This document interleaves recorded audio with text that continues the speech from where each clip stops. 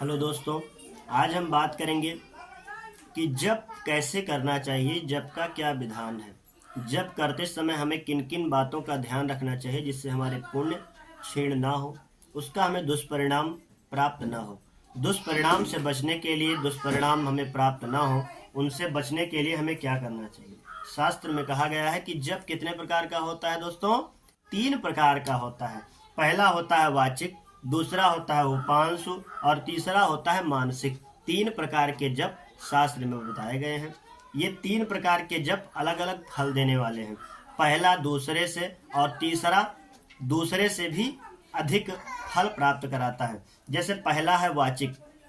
जो वाचिक है, जो लोग जैसे मंत्र बोलते हैं, तेज तेज बोलते हैं, उन लोगों को उतना फल नहीं मिलता है जितना कि उपांशु होता है। उपांशु क्या होता है? जैसे जो वाचिक जप है वो धीरे धीरे बोल करके होता है, और जो उपांशु होता है इस क्रिया में जो ऐसा जप करना चाहिए जिससे अपना सुनो लेकिन दूसरा न सुन पाए, दूसरे के कान तक ना पहुंचे। और जो मानसिक जप है वो जीभ और ओष्ठ जिसमें नहीं हिलते हैं, जिसमें जीभ और होष्ठ दोनों के दोनों क्लोज होते हैं, और उसमें दोनों का हिलना डुलना मूवमेंट जिसमें नहीं होता है।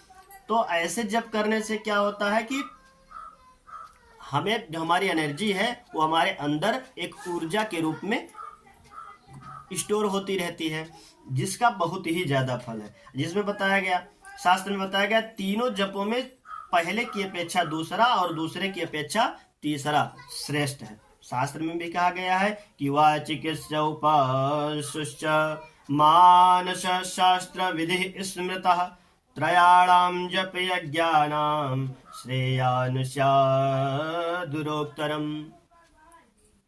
इसका अर्थ यह है कि जो भी जप करता है उसे जप करते समय ध्यान रखना चाहिए कि बहुत तेज तेज बोल करके जप नहीं करना चाहिए, जिससे यदि आप तेज बोल करके जप करते हैं, जैसे आप तेज बोल करके जप करते हैं तो आपको उसका फल कम प्राप्त होगा। यदि आप बिल्कुल मौन धारण करके ध्यान की मुद्रा में सीधे बैठ करके, यदि आप ध्यान की मुद्रा में बैठते हैं और ध्यान की मुद्रा में बैठ करके यदि आप जप करते हैं तो आपका जप 100% फलदायी होने वाला है।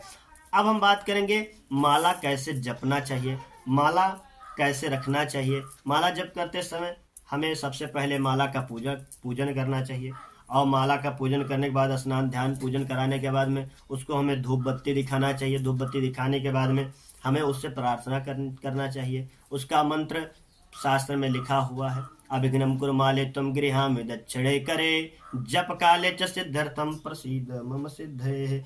इस मंत्र से हमें क्या करना चाहिए? माला का ध्यान करना चाहिए। और ध्यान करने के बाद जप कैसे करना चाहिए दोस्तों?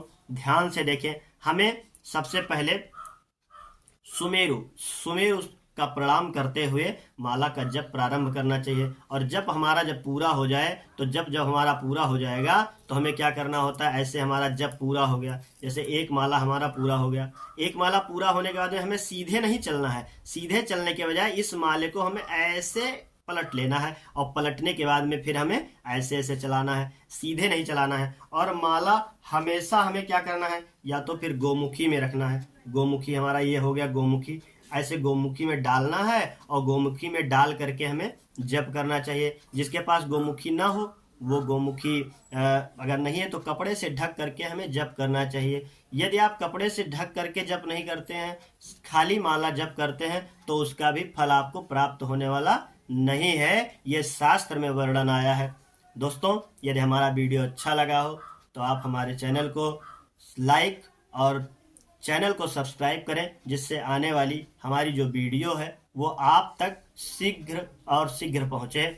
इसमें आपका कोई पेमेंट नहीं लगेगा। जय श्री हरि, जय श्रीमन नारायण।